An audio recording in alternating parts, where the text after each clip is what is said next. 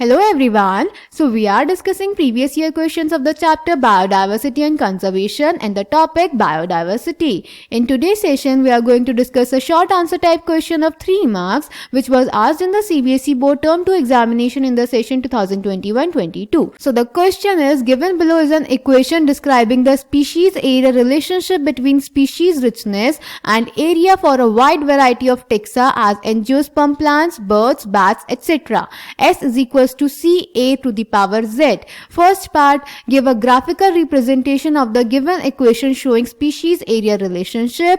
Second part, what does S represent in the given equation? And third part, what is the value of Z, that is regressing coefficient for frugivorous birds and mammals in the tropical forests of different continents. तो बेटा इस question में हमें एक equation दी गई है S is equals to CA raised to the power Z जो कि स्पीशीज एरिया रिलेशनशिप के बारे में है. तो फर्स्ट पार्ट में हमें बताना है इस इक्वेशन का ग्राफिकल रिप्रेजेंटेशन. सेकेंड पार्ट में हमें बताना है कि इस इक्वेशन में S क्या रिप्रेजेंट करता है और थर्ड पार्ट में हमें बताना है Z की वैल्यू फ्रूगिवोरस बर्ड्स और मैमल्स के लिए ट्रॉपिकल फॉरेस्ट में. Clear? So let's check the answer. तो बेटा इस इक्वेशन की ग्राफिकल रिप्रेजेंटेशन ये होती है S is equals to C A raised to the power Z.